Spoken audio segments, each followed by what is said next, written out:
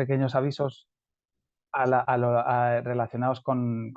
todo el contenido que voy a desarrollar a lo largo de los próximos minutos. El primero de ellos es que voy a hablarles de normas profesionales. A mí me hubiera encantado utilizar pues, elementos de vídeo, gráficos, otros elementos visuales, pero soy consciente de que se trata de una materia que no da para muchas opciones a este respecto.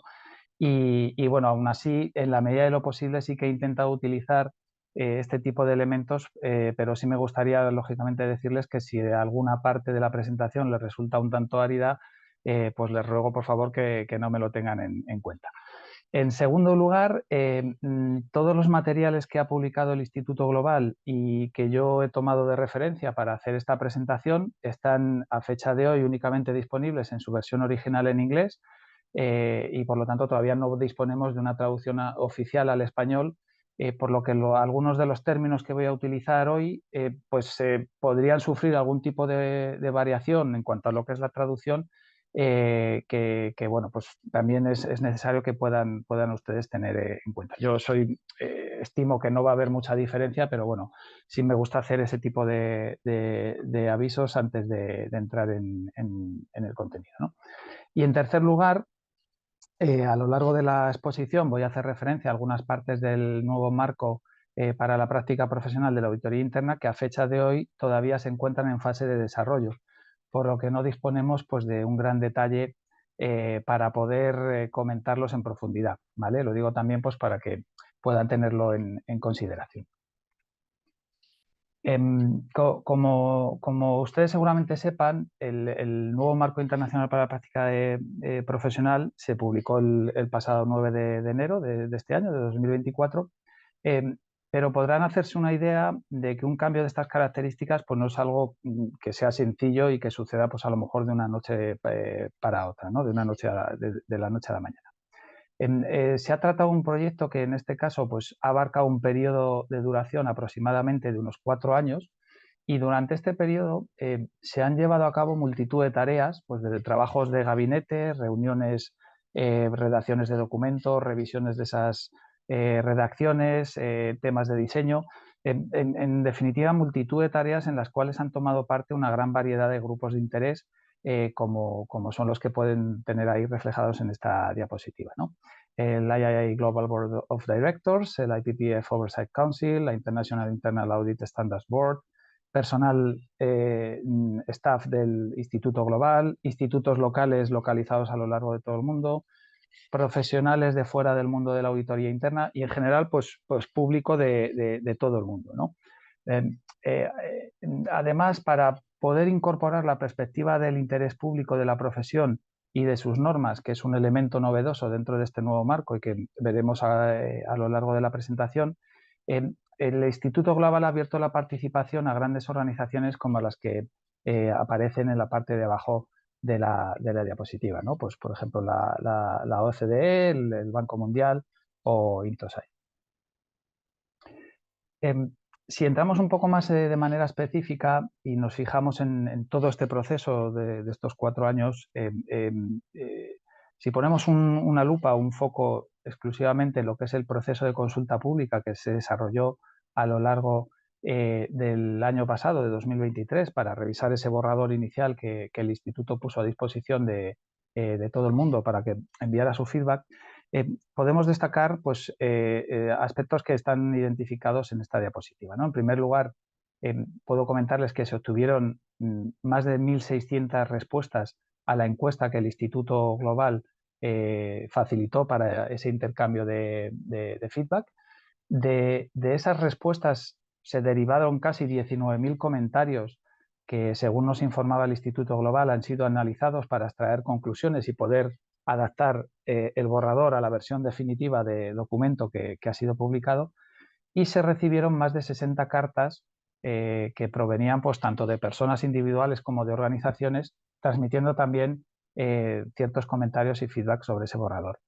A este respecto, yo, como líder de ese grupo de trabajo que les comentaba durante mi presentación, les puedo comentar que el Instituto Español envió una carta, aparte de rellenar la encuesta, en la cual pues, transmitíamos ciertas sugerencias de mejora del documento o otras cuestiones que creíamos importantes hacerles llegar al Instituto Global.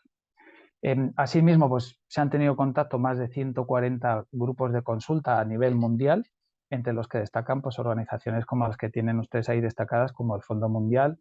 el Fondo Monetario Internacional, perdón, el Banco Mundial o la propia OCDE, ¿no? En definitiva, ustedes pueden hacerse la idea de comprobar porque se trata de un conjunto muy variado de personas y de esfuerzos de diferentes perfiles y geografías que demuestran pues, que ha habido una gran implicación que ha supuesto el esfuerzo de sacar estas normas a la luz, ¿no? ¿Cómo queda finalmente el marco internacional para la práctica profesional de la auditoría interna? Pues tras la publicación del documento el pasado día 9 de enero, pueden ustedes ver aquí, por medio de este gráfico que les pongo, la evolución del marco que actualmente está en vigor, pero que ya a partir del año que viene pues quedará sustituido por el que se ha publicado en 2024, y ven pues ustedes esa evolución partiendo de la figura de la izquierda, que es la del marco 2017, como comentaba, que como ustedes pueden comprobar se compone de los 4 elementos de carácter obligatorio que están ahí relacionados, ¿no? Los principios fundamentales de la auditoría interna, la definición de auditoría interna, el código de ética de los auditores internos y lo que era el propio cuerpo de las normas de auditoría interna. Y luego también hay 2 elementos de carácter recomendado, que serían las guías de implementación y las guías suplementarias, y que están todos rodeados por la misión general de la auditoría interna. Si lo comparamos con la figura que aparece al otro lado, a la derecha, que es la del marco 2024, tal cual se ha publicado, vemos que en el centro de ese marco se sitúan las normas globales de auditoría interna como núcleo central, junto a un nuevo aspecto que se llama requisitos temáticos, que constituyen ambos los elementos obligatorios del nuevo marco, ¿vale? Y luego tendríamos las guías globales, que son de carácter complementario.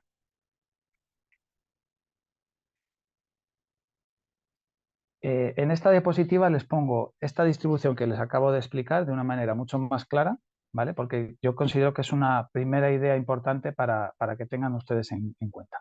Por un lado, elementos obligatorios, normas globales de auditoría interna más requisitos temáticos, que a lo largo de la presentación pues iremos poniendo foco en estos dos elementos, y luego los elementos complementarios que serían las guías globales. Pasamos a ver ahora cómo quedan articuladas las normas globales de auditoría interna, ese núcleo central del nuevo marco. El documento que ha publicado el Instituto Global se divide en 9 partes, una introducción al marco internacional para la práctica profesional, donde se explica la estructura que les acabo de comentar de esos elementos obligatorios y esos elementos complementarios, una parte dedicada a los fundamentos de las normas, como una sección a modo de introducción en la cual se describe pues, cómo queda la estructura y cómo deben usarse las normas, así como una descripción general del propio proceso que el Instituto ha puesto en marcha para poder establecer las normas en las cuales versa pues, todo el documento, ¿no? Como elemento adicional también se remarca mucho el que la profesión de auditoría interna es una profesión de interés público, y en este apartado también se da una explicación al respecto. Después de esta parte sigue un glosario que contiene las definiciones de los términos clave necesarios para poder entender y aplicar las normas de una manera correcta, y a continuación del glosario lo que ya se desgranan son los 5 dominios en los cuales se dividen lo que es el cuerpo normativo del documento, ¿no? Que son pues, los que tienen enumerados ahí, de los cuales hablaré pues, en unos minutos, ¿no? Esos 5 dominios se van a dividir a su vez en 15 principios que desarrollan los dominios, y a su vez los principios están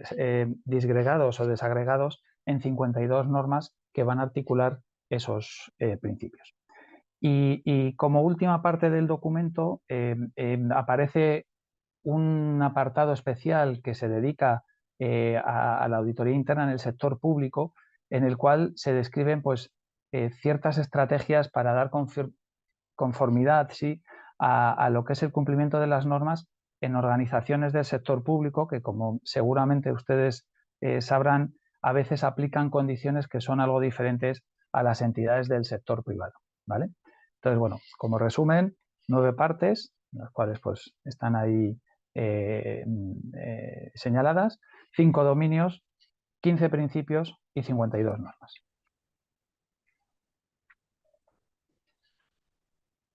Una visión importante, como les comentaba hace un momentito, que se incorpora a las nuevas normas globales de auditoría interna, es que la profesión contribuye directamente al interés público, ¿no? Y quizá, pues a lo mejor tendríamos que empezar preguntándonos qué entiende el Instituto Global por interés público, cuál es esa definición de interés público, ¿no? Pues aquí el Instituto Global lo que considera es que el interés público abarca intereses de tipo social y económico, así como pues, el bienestar general de lo que es la sociedad en su conjunto y más concretamente de las organizaciones que forman parte de la sociedad, ¿no? Aquí, pues bien, auditoría interna juega un papel importante para mejorar la capacidad de las organizaciones para servir a este interés público, desde un punto de vista que es un tanto evidente, ¿no? Ya que las funciones de auditoría interna pues, contribuyen a fortalecer los procesos de gobierno de las organizaciones, de gestión de riesgos y de control, pero además se entiende que auditoría interna también puede contribuir directamente a que nuestras organizaciones sean más estables y sostenibles, lo que en última instancia fomentaría también la confianza pública en estas instituciones y en la propia organización en la que nosotros podamos estar trabajando, ¿no? En este sentido, el Instituto se ha comprometido de manera expresa a establecer unas normas a través de la participación del público, como he comentado anteriormente, con todas esas organizaciones y dando apertura a los procesos de consulta a multitud de individuos y organizaciones, con un último objetivo de beneficiar ese interés público de la propia profesión, por así decir. ¿Cómo lo ha conseguido? Pues lo ha conseguido a través de hacer unas normas, o mejor dicho, un marco para las organizaciones en las que auditoría interna pueda desarrollar sus actividades de una manera que sean realmente eficaz y de manera profesional, lo que redundaría pues, en una mejora de esos procesos de gobierno, gestión de riesgos y control, lo que fortalece en última instancia el bienestar general de la sociedad. Al garantizar que las funciones de auditoría interna cumplen con las normas globales de auditoría interna, se estaría fortaleciendo la confianza del público en la propia profesión y en la capacidad de nuestras compañías y organizaciones para gestionar pues, todos los riesgos a los cuales tienen que afrontar cuando ejercen su negocio y salvaguardar también los recursos de una manera mucho más eficaz, ¿no? Y por último, como las normas globales de auditoría interna también son aplicables en las organizaciones del sector público, se estaría contribuyendo también a la mejora, tanto en la eficacia como en la eficiencia, de lo que es la gestión pública y a la protección tanto de los recursos como de los intereses públicos, ¿no? Esos son los 3 argumentos que el Instituto Global pone encima de la mesa para calificar a la profesión de auditoría interna como de interés público. Si retomamos ahora la estructura y contenido de las normas, en esta diapositiva lo que les estoy mostrando de manera mucho más visual son esos 5 dominios en los cuales se divide el cuerpo normativo del documento del Instituto Global y cómo se desagregan por principios, ¿no? Creo que es interesante visualizar las normas de esta manera porque a pesar de que todos los auditores internos debemos conocer todas las normas de la primera a la última, de un vistazo podemos conocer a quién dentro de la profesión pues, afectaría más directamente los diferentes dominios, ¿no? De tal forma que, por ejemplo, los dominios 1 y 2, que afectarían a todos los profesionales de auditoría interna por igual, independientemente del puesto que estemos o el nivel jerárquico que estemos desempeñando en nuestras organizaciones, nos afectarían a todos, porque es la propia definición del propósito de auditoría interna y, por otro lado, el código de ética que nos afecta como profesionales de la auditoría interna, ¿no? Por el contrario, si nos fijamos en el dominio 3, este dominio estaría más destinado al director de auditoría interna, al consejo y a la alta dirección, porque trata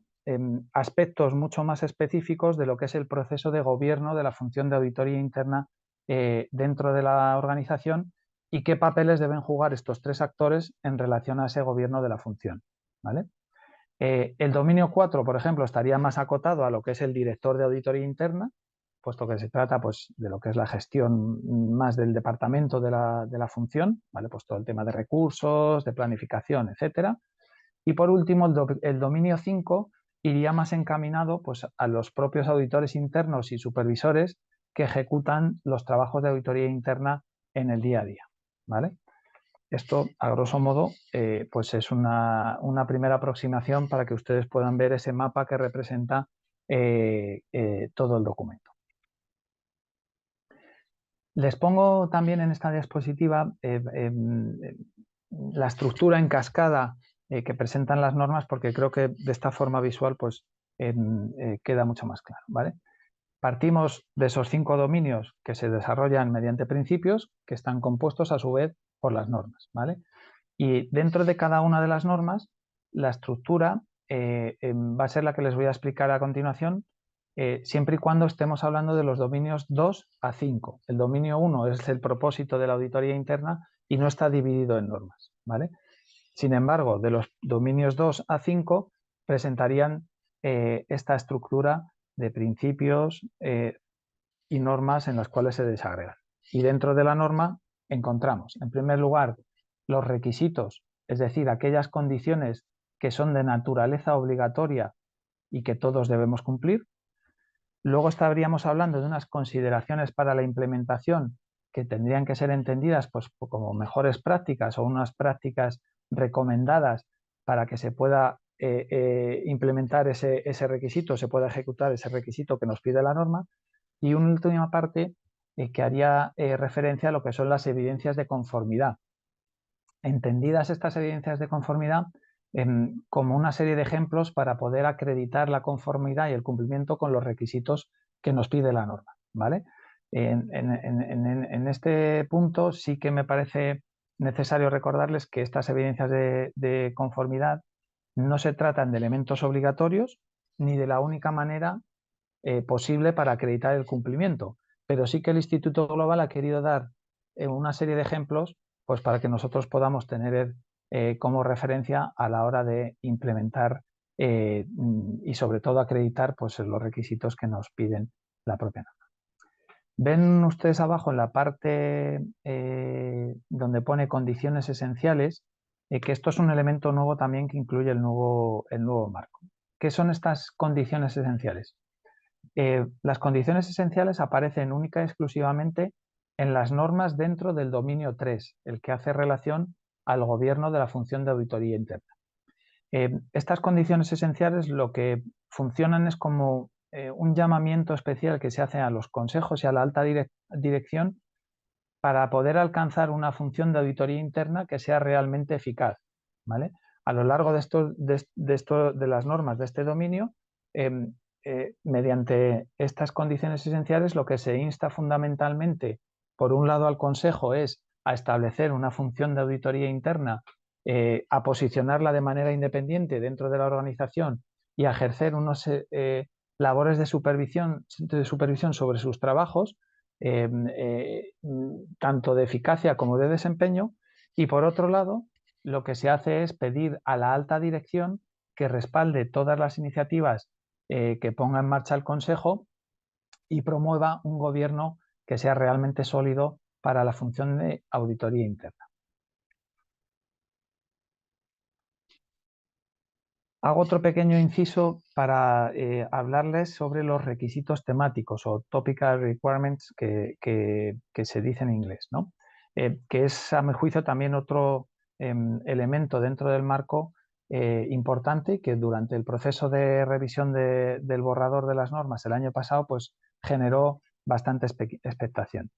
¿Qué son estos topical requirements, estos requisitos temáticos? Pues se trata de una ayuda para las funciones de auditoría interna que les va a facilitar la comprensión de los objetivos, los riesgos y los controles importantes en determinadas áreas que vayan a ser auditadas y lo que van a hacer es asegurar que se haya seguido una metodología consistente en todas las organizaciones, independientemente de la naturaleza y el sector al cual se dediquen, cuando vayan a afrontar trabajos de auditoría interna en esas áreas concretas, ¿vale? Los requisitos temáticos, y lo pongo arriba en la parte de arriba del recuadro, están todavía en desarrollo. No tenemos mucho detalle sobre lo que es el documento en sí, ¿vale? Pero sí nos dice el instituto que estos requisitos temáticos van a cubrir esos procesos de gobierno, gestión de riesgos y control en las áreas o actividades específicas que se vayan a auditar, eh, y esas áreas las tiene identificadas o se está considerando desarrollar requisitos temáticos en las áreas que tienen ustedes ahí detalladas, ¿no? Como pueden ser pues, la ciberseguridad, la sostenibilidad a través de los criterios SG, el gobierno de la tecnología de la información, gestión del riesgo de fraude, etcétera, todos los que tienen ustedes ahí relacionados, ¿no? En definitiva, lo que van a tratar, de lo que van a tratar estos requisitos temáticos será, por un lado, mejorar la consistencia y la calidad de los servicios de auditoría interna en todas las organizaciones que vayan a hacer trabajos en esas áreas, y por otro lado, garantizar de alguna manera pues que el aseguramiento que proporcionan los servicios de auditoría interna pues tenga una relevancia continua a lo largo del tiempo y en un entorno en el cual los riesgos pues, se encuentran en constante evolución, ¿no? Y el entorno en el cual nos movemos como organización está en continuo cambio. Les digo, están en desarrollo, y ¿cuándo vamos a poder disponer de estos requisitos temáticos? Se estima que puedan estar disponibles para antes del verano de este año de 2024 en una versión borrador sobre la cual el Instituto Global lo que abrirá es un proceso de consulta que aproximadamente dure hasta el tercer trimestre de este año, en la cual pues, se dé feedback, igual que se dio feedback sobre el borrador de las normas el año pasado, se dé también feedback y propuestas de mejora en estos documentos, ¿no? De cara a que podamos tener publicados la versión definitiva a finales de este año, ¿no? Sí que es verdad que nos han dicho pues, que una vez publicado, igual que se da un plazo de adaptación del marco para que todos los auditores internos podamos asumirlo y subirnos a ese nuevo marco, pues también se dará un plazo, o se tiene en mente dar un plazo de unos 12 meses después de la publicación de esos requisitos temáticos para que puedan ser adoptados cuando se vayan a hacer trabajos en esas áreas que tienen ustedes ahí.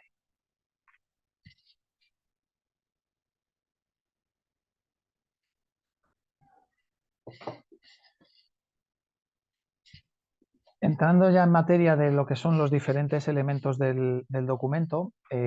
abordamos ahora el glosario que, bueno, pues contiene una serie de términos que se consideran claves o son considerados claves o esenciales para poder entender y aplicar las normas de una manera satisfactoria o correcta. Y en este glosario aparecen 55 términos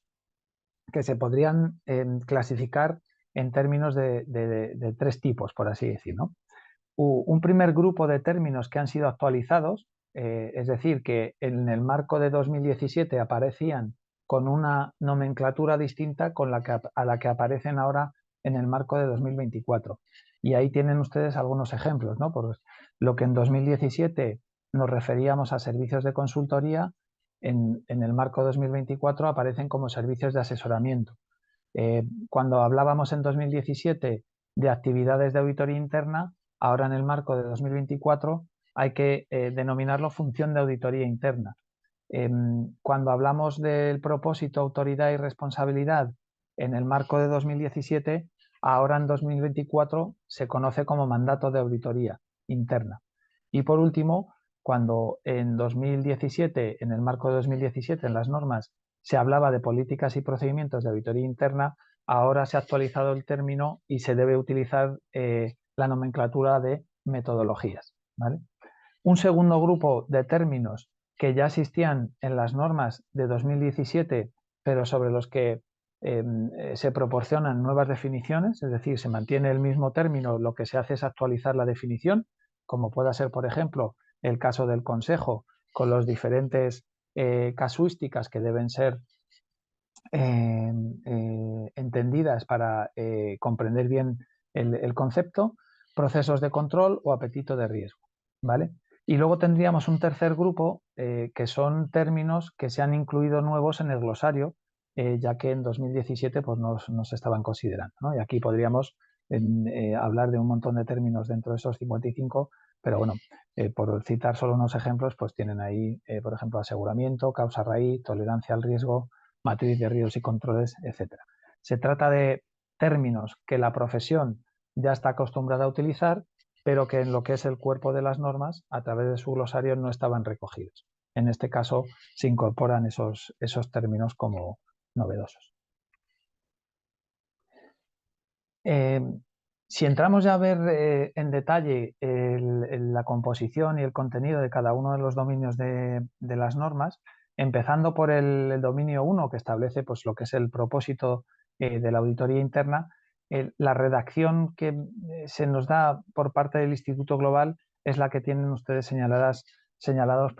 encima de los dos cuadritos con el borde verde, ¿no? Y no es otra que la que voy a leer. La auditoría interna fortalece la capacidad de la organización para crear, proteger y sostener su valor al proporcionar al Consejo y a la Dirección aseguramiento, asesoramiento, conocimientos y previsiones de una manera independiente, objetiva, y basada en riesgos. Si hacen ustedes un poco de memoria, podrán contrastar que este propósito combina ciertos elementos de la actual definición y misión de la auditoría interna que están contemplados en el marco 2017 con otros elementos que incluye como novedad, ¿no? Si ven ustedes la parte dedicada a este propósito de auditoría interna dentro de las normas, podrán comprobar también que el documento incorpora una serie de beneficios derivados de la auditoría interna, que sería la cajita de texto que tienen ustedes situadas a la izquierda, ¿no? Esos beneficios se vienen a resumir en que auditoría interna mejora, por un lado, la habilidad de la organización para poder conseguir sus objetivos de una manera exitosa. Auditoría interna también mejora los procesos de gobierno, gestión de riesgos y control de la organización. Mejora también los procesos de toma de decisiones y de la supervisión de las actividades. Mejoraría también la reputación y credibilidad con todos los stakeholders. Y por último, mejoraría la habilidad de la organización para servir a ese interés público del que hablábamos hace unas diapositivas, ¿no? Pero esta declaración de propósito que propone el nuevo marco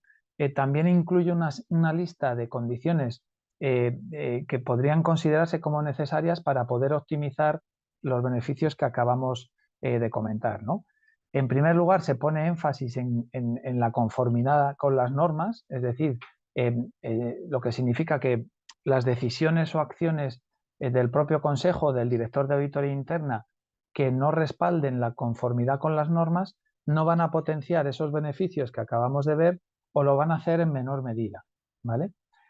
Además, también explica que para ese proceso de emisión de las nuevas normas se ha seguido pues, un proceso que ha garantizado pues, las aportaciones de diferentes stakeholders, como veíamos al principio de la presentación, y que esas aportaciones han sido consideradas, lo cual pues, constituye la base para establecer unas normas en base al interés público. Como ven ustedes, la cuestión del interés público es recurrente y es uno de los grandes esfuerzos que pone el nuevo marco encima de la mesa. Se reconoce también como una de estas consideraciones necesarias para aumentar o para proporcionar los beneficios de la auditoría interna a que la independencia de la función se alcanza de una manera mucho más efectiva cuando el Departamento de Auditoría Interna depende y tiene una responsabilidad directa frente al Consejo, ¿vale? Hay organizaciones en las cuales auditoría interna pues, depende pues, de la función financiera o de otro tipo de jerarquía dentro del organigrama, pero lo que la norma sí que, o el propósito de la auditoría interna quiere dejar muy, muy claro es que cuanto más independiente y tenga una responsabilidad directa ante el Consejo, es más probable que esos beneficios puedan alcanzarse mucho antes, ¿no? Y finalmente existe una mayor eficacia de la función de auditoría interna cuando los auditores internos estamos libres de influencias externas a la función o de ciertos sesgos que pudiéramos tener nosotros como personas que nos impedirían, pues a lo mejor, que estuviéramos comprometidos con la objetividad de nuestros trabajos, ¿no? Entonces aquí pone también muy de relevancia que el tema de la objetividad es un elemento clave y es una condición necesaria para que los servicios de auditoría interna pues sean realmente eficaces. El dominio 2, lo que bueno, al final es el que trata sobre la ética y la profesionalidad del auditor interno, lo que condensa este dominio es los elementos del código de ética actualmente vigentes en el marco de 2017 y lo reemplaza. Si ustedes recuerdan el diagrama de la evolución del marco 2017 al 2024 que puse hace unas diapositivas, teníamos por un lado lo que era la misión, la definición, el código de ética, todo por separado. Formaban parte del mismo marco, pero estaba todo como separado. ¿Qué es lo que se hace en 2024? El código de ética se incorpora de pleno en lo que son las normas, ¿vale? En especial, pues todas las normas de atributos que hacen mención pues, a los temas de objetividad, de competencia, de diligencia debida, pues para evitar posibles duplicidades. Entonces, lo que se hace es incorporar dentro del cuerpo normativo. Dentro de este dominio tenemos varios principios, ¿no? El primero de ellos, principio 1, es el de demostrar la integridad, ¿no? Este principio está compuesto por 3 normas. La primera de ellas, la norma 1.1, pondría énfasis en el ejercicio, en poder ejecutar nuestro trabajo con coraje profesional o con valentía profesional, como prefieran ustedes denominarlo, como un elemento clave dentro de la auditoría interna, ¿no? Es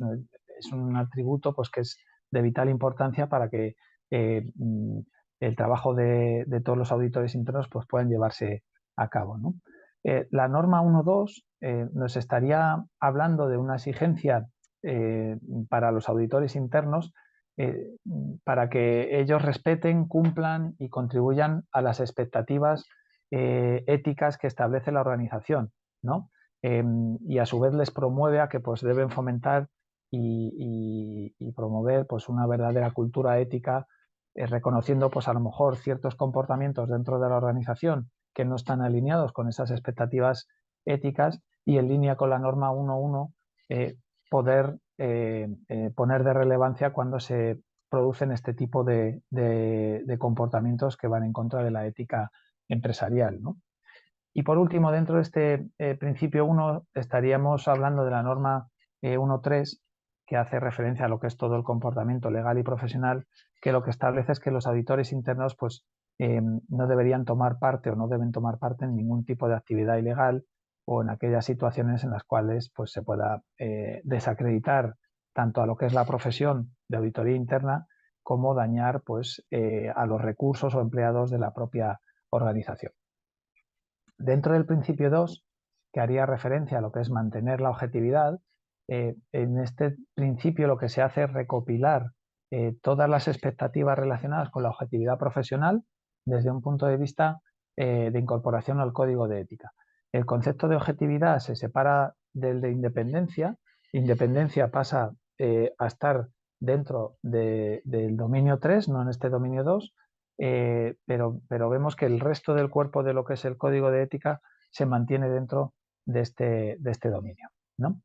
Dentro del dominio 2 estaríamos hablando, por ejemplo, en primer lugar, la norma 2.1 nos habla de lo que es la objetividad individual, ¿no? Donde se identifican pues, ciertos ejemplos de manera específica sobre posibles riesgos asociados a la presencia de sesgos dentro de lo que es la mentalidad del auditor interno, y ahí estaríamos hablando, por ejemplo, cuando vamos repetidamente a auditar pues, ciertas áreas con cierta frecuencia, pues ya conocemos a la gente, sabemos cómo son sus procesos, ese sesgo de familiaridad podría ir en contra de lo que es la objetividad individual del auditor interno, ¿no? O incluso a lo mejor si nosotros tomáramos parte, a lo mejor en departamentos de tamaño reducido de auditoría interna, en los cuales somos pocos recursos y a la vez ejecutamos un trabajo y luego tenemos que revisarnos a nosotros mismos, pues ese sesgo de autorrevisión también iría dentro de lo que es las amenazas a esa objetividad individual, ¿no? Sí que esta norma, la 2.1, aparte de la objetividad individual del auditor interno, también establece un requisito específico para el director de auditoría interna, ¿no? Porque lo que hace es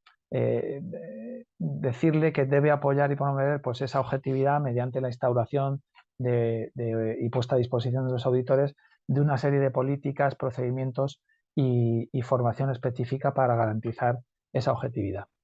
En cuanto a la norma 2.2, hablaría sobre las medidas de salvaguarda a favor de la objetividad, cuando vemos que la objetividad está comprometida por algún sesgo o alguna situación que ponga en peligro esa objetividad individual,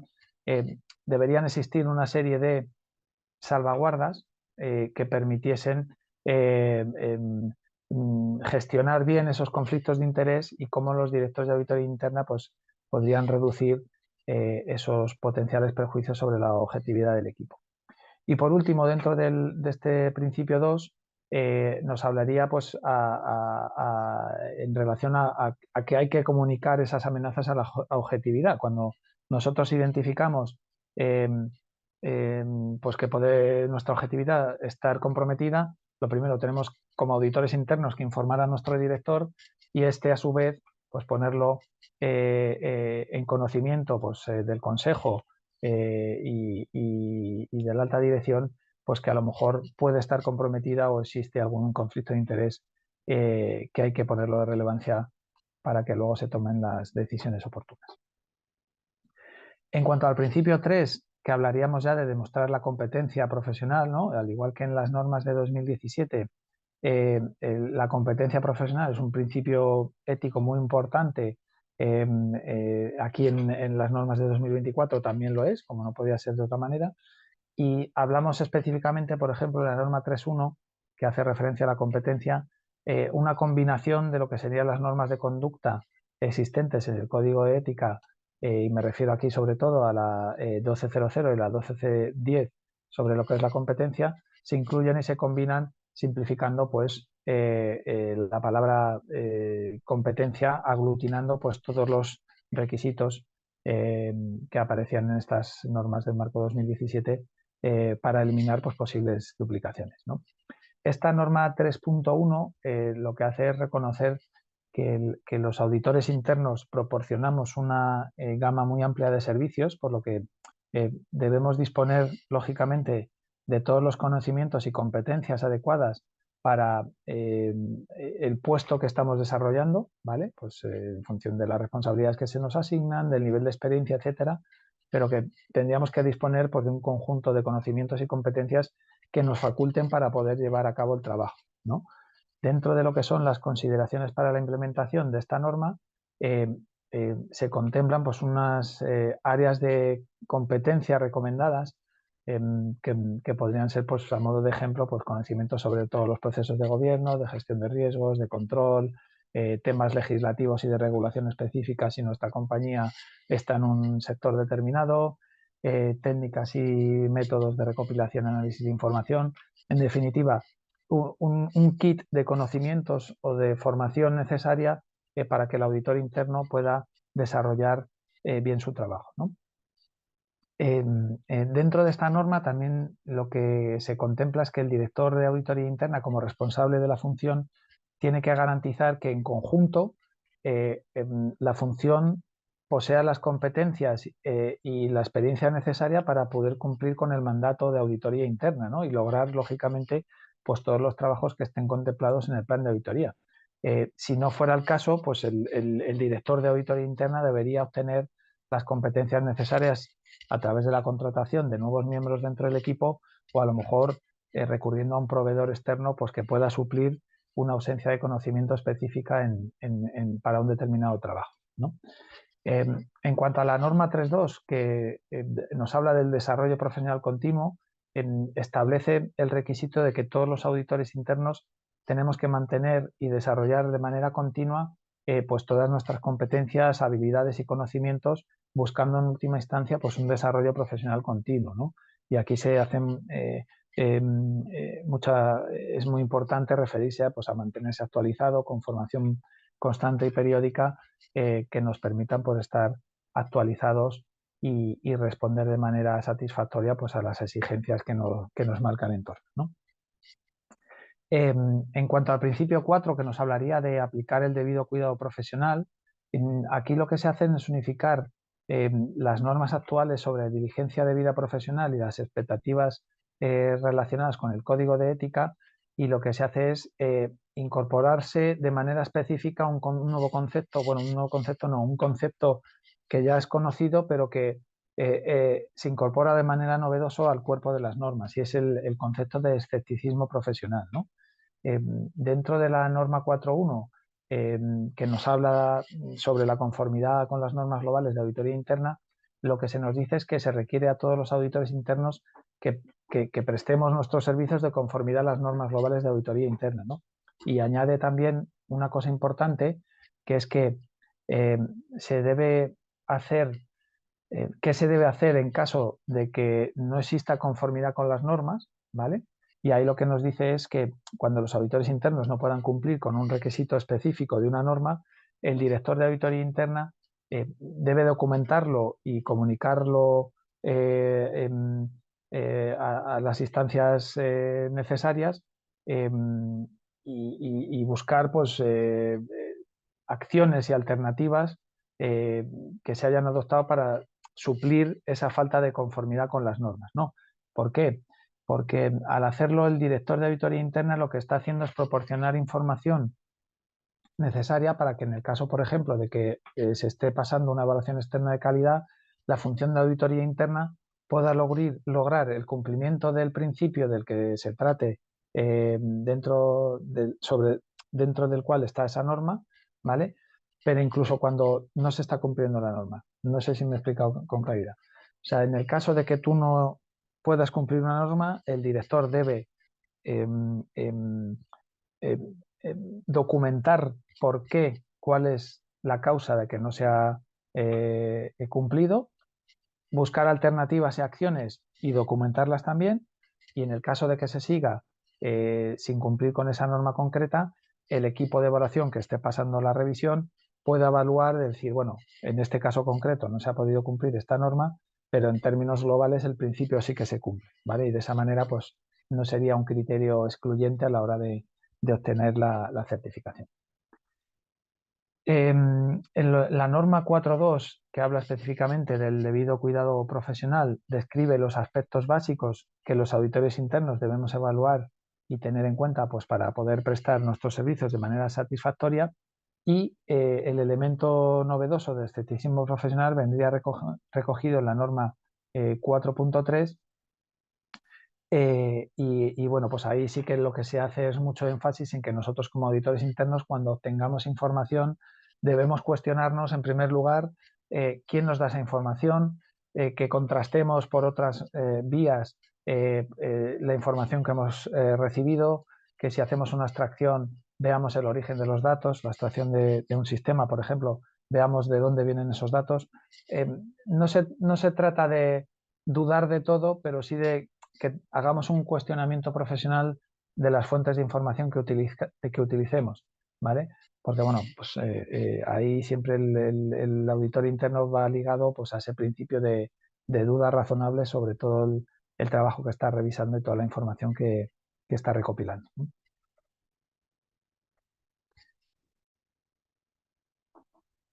Ay, perdón, es que creo que me he equivocado.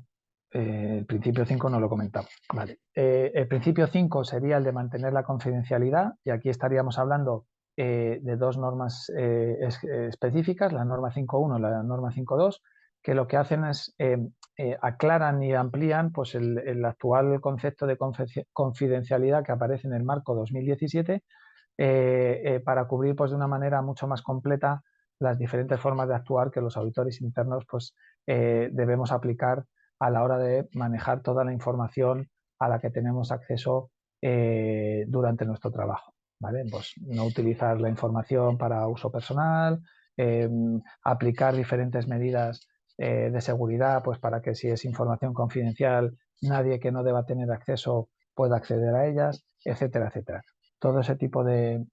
requisitos ligados a esa seguridad de la información que manejamos irían dentro de este principio 5. El dominio 3 agrupa todas las normas que rigen en relación al gobierno de la función de auditoría interna y más específicamente a las relaciones entre el director de auditoría interna, por un lado, el consejo y la alta dirección, ¿no? Aquí, en realidad, gran parte de los conceptos y normas que se contemplan en este dominio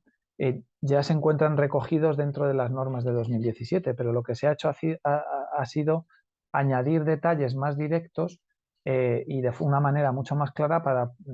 poder ponderar la importancia de establecer, apoyar y proteger, por un lado, lo que es el mandato de auditoría interna que el Consejo da a la función, y ahí lo entenderíamos pues como la autoridad, el rol y las responsabilidades que se le asignan a la función de auditoría interna, y por otro lado, la independencia y la supervisión de la propia función por parte del Consejo, ¿no?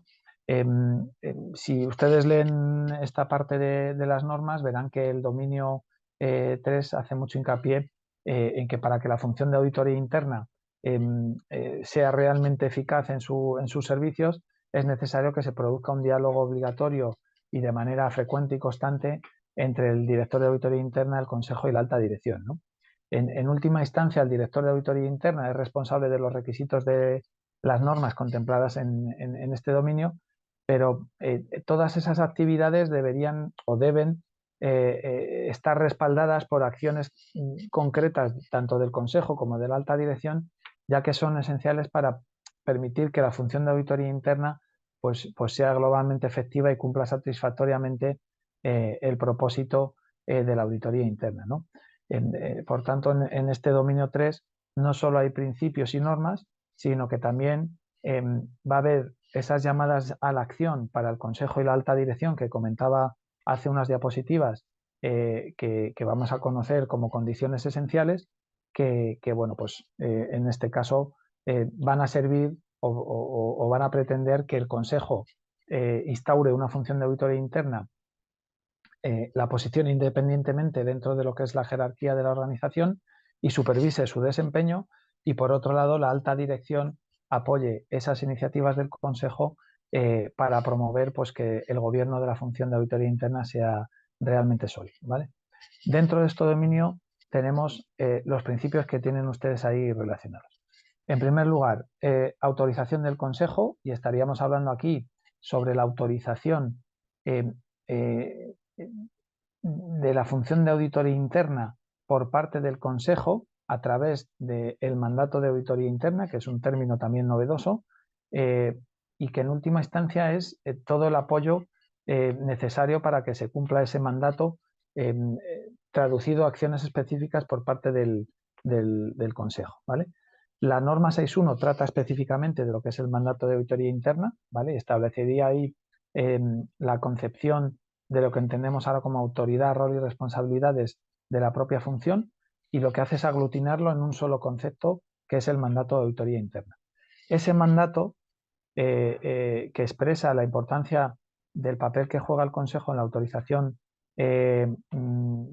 inicial de la función de auditoría interna se tiene que traducir o documentar, mejor dicho, en el Estatuto de Auditoría Interna, ¿vale? Que viene recogido y descrito en la norma 6.2, que se trataría aquí de un documento más formal en el cual pues, se debe incluir ese mandato junto con información adicional y el resto de características sobre la función de auditoría interna, ¿no? Y sobre los servicios que proporciona. Y aquí estaríamos hablando, por ejemplo, de incluir dentro del Estatuto de Auditoría Interna pues otro tipo de actividades más allá de auditoría interna que pudieran ser asumidas por el director de auditoría interna, como podría ser pues, funciones a lo mejor de segunda línea como gestión de riesgos o cumplimiento normativo, ¿no? por ejemplo. Luego en la norma 6.3, que habla específicamente del apoyo del Consejo y la alta dirección, es donde se establece que el director de auditoría interna debe proporcionar toda la información necesaria al Consejo y a la alta dirección para que estos dos órganos puedan apoyar a la función de auditoría interna y se promueva pues todo el reconocimiento de la función a lo largo de la organización, ¿no? Y aquí estaríamos hablando, por ejemplo, de que se garantice el acceso sin restricciones de los auditores internos pues a toda la información, los trabajadores de la organización, las instalaciones, ¿vale? Pero sobre todo para velar porque exista una comunicación que sea frecuente y directa, como comentaba antes, entre lo que es el Consejo y el director de auditoría interna, ¿vale? En cuanto a lo que es el principio 7, que sería el posicionamiento independiente, y esta sí que sería un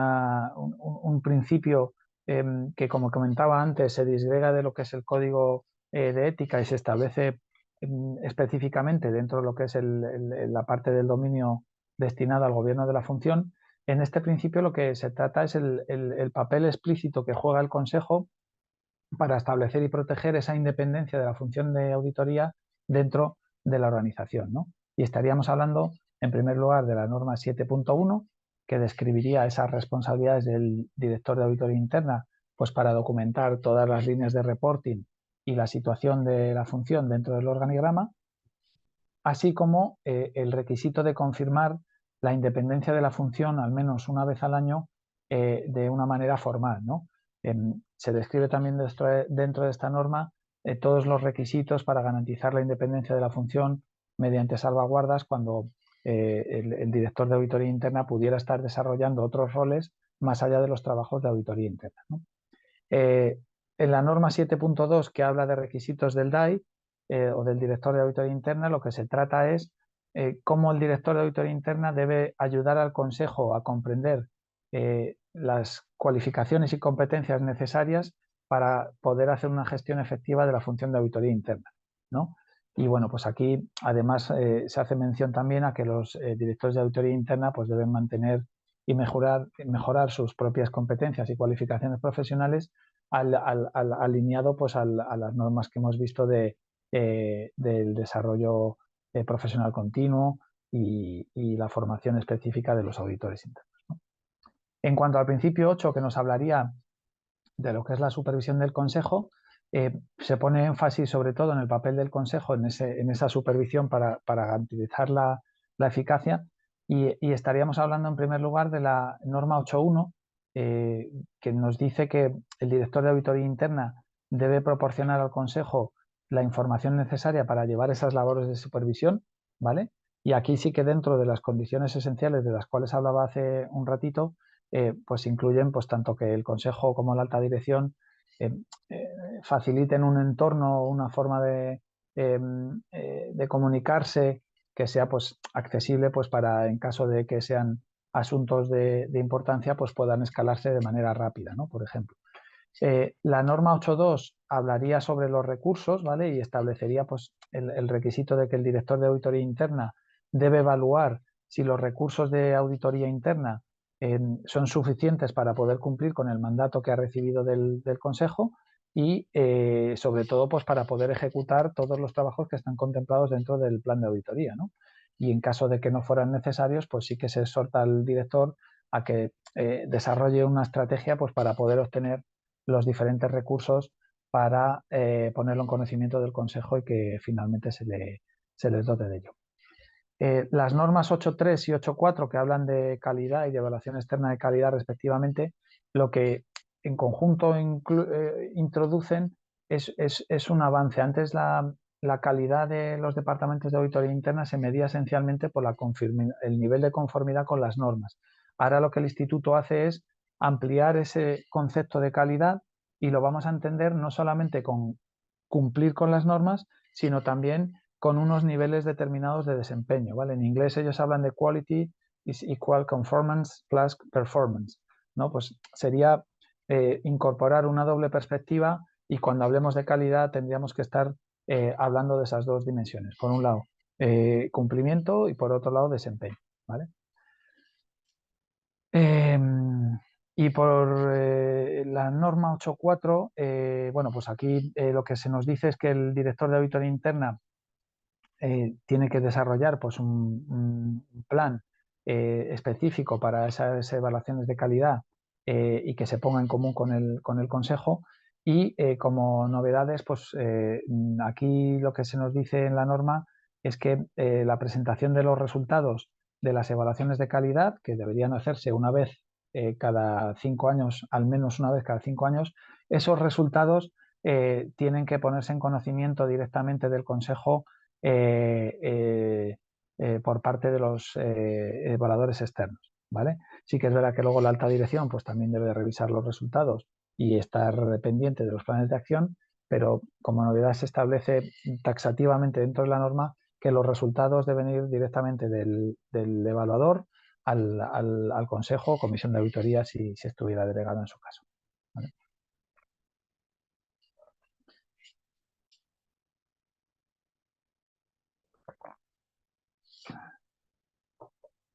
En cuanto al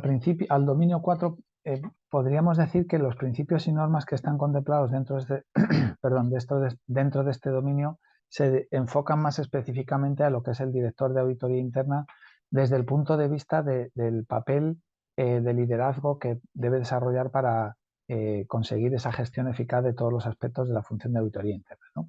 Y aquí estaríamos hablando en relación al principio 4, que hace referencia a lo que es la planificación estratégica, donde se requiere que el director de auditoría interna, en primer lugar, debe comprender el mandato que le proporciona el Consejo para implementar los servicios de auditoría interna, pero a su vez también tiene que comprender todos los procesos de la organización para tener una foto completa de en qué campo de juego se va a estar moviendo, ¿no? Este principio pues también estaría dando cobertura como el director de auditoría interna hace la planificación y mantiene el liderazgo de la FAE pues, para cumplir con ese mandato, ¿no? Y estaríamos hablando pues, de la norma 9.1, que hace especial referencia a ese entendimiento de los procesos de gobierno, riesgo y control. La norma 9.2 nos haría referencia, y es otra de las importantes novedades incluidas dentro de las normas, a que el director de auditoría interna debe contar con una visión a largo plazo para la función de auditoría interna y una visión a largo plazo que contemple pues, una serie de objetivos de carácter estratégico para la función, pero que estén alineados en la estrategia general de la organización. Es decir, partiendo del camino del objetivo estratégico de la organización, el director de auditoría interna tendría que establecer un plan estratégico para la función que vaya en paralelo con el objetivo estratégico de la organización, pues para dar lógicamente respuesta a los principales riesgos que pudieran estar amenazando a esa estrategia corporativa, ¿no? La norma 9.3 nos habla de las metodologías, ¿vale? Entendidos pues, como esas políticas, esos procedimientos, esos procesos de auditoría para poder guiar por parte del director de auditoría interna la función de manera sistemática y disciplinada y poder implementar sus servicios de auditoría interna. La norma 9.4 habla específicamente del plan de auditoría interna y tendría que ser pues, una planificación y una auditoría basada en esos riesgos asociados a la estrategia global de la organización, ¿vale? Y bueno, pues que esa planificación se da la posibilidad de que sea en diferentes horizontes temporales, pero lo que sí dice la norma es que como mínimo pues debería actualizarse de manera anual, ¿no? Y por último, la norma 9.5 lo que nos habla es de las labores de coordinación y dependencia, estableciendo el requisito que el director de auditoría interna debe coordinarse con otros proveedores internos y externos de servicios de aseguramiento, pues para evitar principalmente duplicidades o incluso aprovechar unos y otros los diferentes trabajos de aseguramiento que puedan estar realizándose en la organización. El principio 10 nos habla de lo que son la gestión de los diferentes recursos dentro del Departamento de Auditoría Interna y el papel que debe jugar el director, ¿vale? Y aquí estaríamos hablando, en principio no, de los tres tipos de recursos principales que se contemplan. En primer lugar, recursos financieros, es decir, que genere un presupuesto el director de Auditoría Interna que permita desarrollar pues ese plan de auditoría y que ese presupuesto, pues lógicamente, esté presentado al Consejo para su aprobación. En segundo lugar, estaríamos hablando de recursos de carácter personal, de recursos humanos, de profesionales que requiere el director de auditoría interna para que de forma suficiente se pueda lograr el plan de auditoría, ¿vale? Y bueno, aquí se hace también una mención muy específica que el director de auditoría interna debe evaluar las competencias del equipo y fomentar su desarrollo profesional en línea con las normas del dominio 2. La norma 10.3 nos estaría hablando ya de los recursos tecnológicos, ¿vale? Y lo que insta es a que el director de auditoría interna haga una revisión periódica, regular, sobre la tecnología que está siendo utilizada por la función de auditoría interna y que evalúe pues, si esa tecnología está acorde con los trabajos dentro del plan y el mandato asignado por parte del Consejo, y en caso de que no lo estuviera, pues lógicamente tendría que hacer las gestiones oportunas para poder incorporarla. El principio 11 lo que nos comenta, o sobre lo que nos habla, mejor dicho, es sobre las formas de comunicarse de manera efectiva que tiene que tener la función de auditoría interna y más específicamente el director, ¿vale? Y aquí lo que nos habla en la norma 11.1 es que el director debe cultivar pues, una serie de relaciones y estar en constante comunicación con las diferentes partes interesadas a través de pues, un procedimiento o por medio de una serie de comunicaciones que puedan ser más formalizadas o de carácter informal, ¿no? Pero lo suyo es que esté conectado con toda la organización pues para obtener información, para tener acceso a los diferentes directivos y que pueda moverse de una manera pues, bastante más eficaz que si no lo hiciera, ¿no? Esa comunicación efectiva queda recogida expresamente en la norma 11.2 que requiere al director de auditoría interna establecer y desarrollar pues, ciertas metodologías y promover una comunicación que sea efectiva, como estábamos comentando, con el objeto de que esas comunicaciones sean, correspondan a ser precisas, objetivas, completas, oportunas, que sean claras, lógicamente, que sean concisas y que aporten algo, ¿no? Que aporten valor, que sean constructivas. Serían un poco pues, las características que se esperan de esas comunicaciones por parte de auditoría interna. La norma 11.3 hablaría pues, de los diferentes tipos de resultados derivados de los servicios de auditoría interna, y aquí nos estaría hablando de tres tipos de resultados. En primer lugar, las conclusiones de los trabajos. En segundo lugar, un concepto que se ha llamado temas, ¿vale? Que son entendidos por cuestiones específicas derivados de varios trabajos. A lo mejor tú implementando un trabajo identificas un tema que está presente en los diferentes trabajos, pues eso podría ser objeto de una comunicación específica. Y luego las conclusiones a nivel de unidad de negocio u organización, que es como pasan a denominarse las ahora conocidas como opiniones globales que vienen contempladas en la norma 2450. ¿Vale? En cuanto a errores y omisiones, la norma 11.4 nos dice que el DAI es responsable de comunicar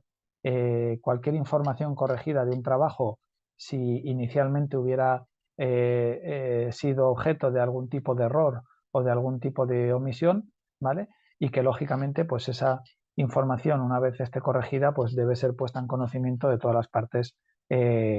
interesadas, ¿no?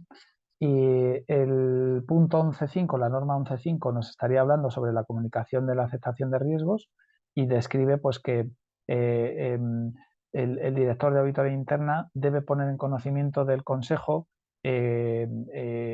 cuando el director considere pues, que la organización ha aceptado un nivel de riesgo que excede el apetito o la tolerancia al riesgo de la organización. Si el director durante un trabajo considera que ese nivel de riesgo, de apetito o de tolerancia queda superado, pues debería lógicamente que ponerlo en conocimiento del Consejo lo antes posible, pues para que fueran conscientes de esta situación, ¿no?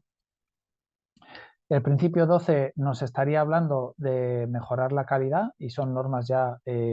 mucho más enfocadas pues, a los temas de las evaluaciones internas de calidad y todo el proceso de generación de un programa de aseguramiento y mejora de la calidad, siempre con ese fondo de quality equal performance, conformance más performance que he comentado previamente, la composición de calidad entendida como cumplimiento y desempeño, y las normas 12.2 y 12.3 pues nos estarían hablando respectivamente de que el director de auditoría interna debe desarrollar en primer lugar pues una serie de objetivos y metodologías para poder evaluar el desempeño de la función de auditoría interna y en segundo lugar en la norma 12.3 lo que nos dice es que el director de auditoría interna pues debería adoptar y desarrollar metodologías para poder supervisar los trabajos y garantizar pues esos niveles de calidad y de desarrollo de las competencias de todo el equipo. Y llegamos al último dominio de las normas, que es el dominio 5, que incluiría pues, los principios y normas que afectan a los auditores internos cuando se encuentran ejecutando pues, los servicios de auditoría interna que se prestan en la organización, ¿no? Aquí me parece interesante destacar que las normas, requisitos y consideraciones de la implementación contemplados en este dominio son aplicables tanto a los servicios de aseguramiento como a los de asesoramiento, salvo que en alguna de las normas individuales se especifique lo contrario, ¿vale? Aunque no hay una separación o no hay normas de aseguramiento y asesoramiento que estén separadas formalmente, sí que el Instituto Global ha introducido por ciertas referencias a lo largo del dominio 5 para aclarar cuando los requisitos no puedan aplicarse pues, a los servicios de asesoramiento, ¿vale? Dentro de este principio 5 se cubriría todo el ciclo de auditoría, pues desde lo que son las labores de planificación de las actividades, el trabajo de campo, el desarrollo y la comunicación de los hallazgos, la emisión de las recomendaciones y de los planes de acción y por último, pues toda la fase de seguimiento de esas acciones correctivas a implementar por parte de la dirección de la entidad, ¿vale? Y estaríamos hablando pues del principio 13, que sería pues todo el tema relacionado con la planificación de las actividades, que hablaríamos en primer lugar pues comunicación de los trabajos y sería pues toda la importancia de una buena comunicación durante el trabajo de auditoría interna y todos los requisitos que se han establecido no varían en mucho si lo comparamos con las normas de 2017, pero bueno, sí que trata pues un poco de los diferentes tipos de comunicación, la calidad, el contenido, etcétera, ¿vale? En cuanto a la norma 13.2, que sería relacionada con lo que es la evaluación de riesgos de la actividad, pues lógicamente cuando tú vas a iniciar un trabajo tienes que evaluar los riesgos que están relacionados con esa actividad y una vez esa evaluación se haya producido, pues lo que hace es conducirse al ajuste de los objetivos y el alcance del trabajo que se va a realizar, que eso ya se describe en la norma 13.3. Importante también es la norma 13.4 que habla de los criterios de evaluación, ¿vale? Que lo que nos dice es que los auditores internos pues debemos utilizar los criterios más relevantes de los cuales dispongamos para poder evaluar las actividades bajo revisión, pues para poder hacer una correcta planificación del trabajo, ¿no? Aquí sí que nos dice la norma que en el caso de que la dirección haya establecido una serie de criterios que el auditor interno pues, pueda considerar que son adecuados, pues en ese caso se utilizarían esos criterios propuestos por la dirección. Pero si, en el caso de que no se hayan establecido criterios por parte de la dirección o que los auditores consideren que no son unos criterios adecuados, entonces son los propios auditores los que tendrían que identificar y aplicar otros criterios porque fueran más razonables y que estén consensuados a su vez, pues a lo mejor con el consejo y con la alta dirección, y en un futuro pues promover que el management de la compañía pues los pueda adoptar. En cuanto a lo que es la norma 13, que serían los recursos de la actividad, establece que los auditores internos deben determinar cuáles son los recursos de carácter financiero, humanos y tecnológicos que van a ser necesarios para ejecutar ese trabajo y en el caso de que haya un gap de recursos, pues ponerlo en conocimiento del director de auditoría interna pues para que pueda gestionarse o incorporar de alguna manera pues esa falta de recursos, ¿vale? Y por último, las normas del principio 13 finalizan pues, con referencia al programa de trabajo, que sería la norma 13.6, pues donde se reflejarían pues, los resultados de esa planificación y cómo se plasma en el programa de trabajo y cómo va a servir de guía para poder ejecutar el trabajo durante el proyecto de auditoría. El principio 14 nos habla de esa ejecución de los trabajos, ¿vale? Y contendría pues todas las normas sobre los diferentes pasos para llevar a cabo los trabajos de auditoría interna y bueno, pues ahí estaríamos hablando, la norma 14.1, por ejemplo, nos describiría los pasos para obtener, analizar todos los datos en comparación con los criterios que hayamos adoptado para poder hacer la evaluación. La norma 14.2 nos habla de los hallazgos, cuando se produce un hallazgo, que además es un término nuevo que se incorpora dentro de las normas como dentro del glosario, ¿vale? Y se define al final como una brecha entre lo que son los criterios de evaluación y la condición de la actividad bajo revisión, es decir, yo comparo la realidad contra el criterio que estoy viendo y si hay una diferencia, pues entonces obtengo el hallazgo y que es luego lo que se va a desarrollar dentro de las conclusiones del trabajo, ¿no? La norma 14.3 exige a los auditores internos que evalúen cada hallazgo pues para determinar su nivel de importancia o si son significativos o no y que cooperen con la dirección pues para determinar siempre que se pueda la causa raíz e intentar poner solución a esa causa y que no vuelva a repetirse en el futuro, ¿no? La norma 14.4 hablaría de las recomendaciones y los planes de acción, ¿vale? Y es pues que si en base al hallazgo pues se deben desarrollar una serie de recomendaciones que estén relacionadas o que se hagan directamente pues una solicitud de planes de acción y que en la medida de lo posible pues se colabore con las áreas responsables para hacer seguimiento y que esas recomendaciones lleven a buen puerto.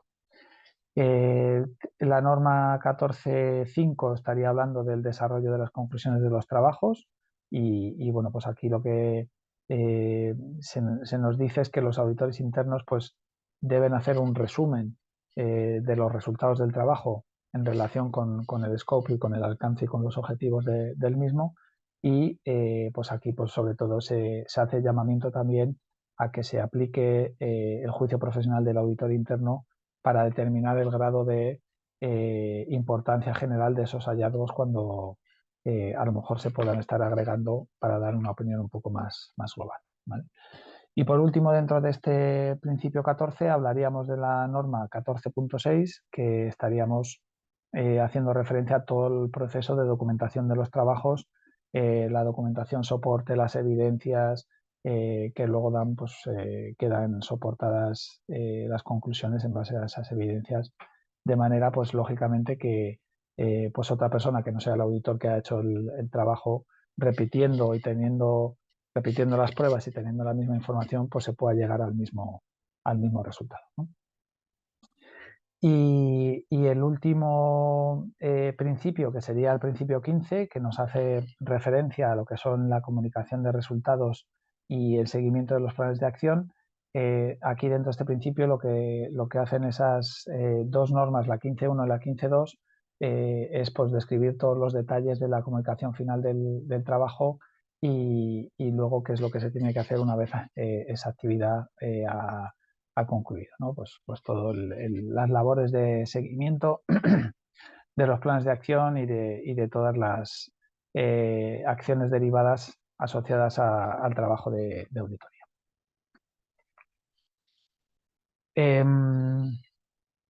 Las normas globales se aplican a todas las funciones de auditoría interna, ya lo comenté al principio, independientemente pues, de lo que es la naturaleza, el sector de actividad, las características, el tamaño, etcétera, ¿no? Sí que es verdad que los auditores internos dentro de las organizaciones del sector público suelen trabajar en un entorno eminentemente político y bajo estructuras de gobierno o de organización interno, podríamos decir, incluso también presupuestarias, que suelen ser bastante diferentes a las de una compañía del sector privado, ¿no? Por eso las normas lo que han considerado oportuno es incluir pues una serie de referencias específicas para organizaciones dentro del sector público en relación pues, a los conceptos que tienen ustedes relacionados en esta diapositiva, ¿no? En primer lugar,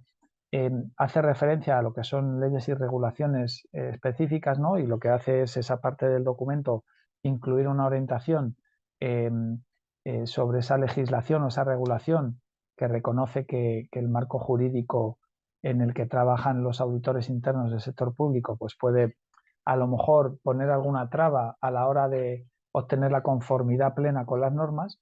Y bueno, aquí en esta parte lo que se reconoce específicamente es un principio que se ha llamado el de conformidad con las normas o explicación, lo que significa que cuando no es posible alcanzar la conformidad plena con las normas, por motivos a lo mejor de una ley o de un reglamento que afecta esencialmente a esa organización dentro del sector público, el director de auditoría interna lo que debe hacer es documentar el motivo y hacer las comunicaciones oportunas para poder cumplir con el resto de requisitos de las normas, ¿vale? Entonces, bueno, aquí sería, pues decir, me afecta una norma que por un mandato legislativo dentro de mi organización no puedo cumplir con tal norma, pues yo lo documento, pero sí lo que intento es garantizar el cumplimiento del resto de normas dentro de ese principio, ¿vale? Un segundo concepto sería lo que es el gobierno y la estructura organizativa, y en esta parte del documento también se reconoce que el sector público pues tiene ciertas estructuras de gobierno y de organización interna que pueden diferir de lo que es esencialmente una estructura en el sector privado, pues con el consejo de administración, la alta dirección, y que son términos que se vienen utilizando a lo largo de todas las normas, y lo que se hace es dar una serie de explicaciones y ejemplos que describen pues, esas estructuras de gobierno y organización que suelen ser más comunes dentro del sector público, ¿no?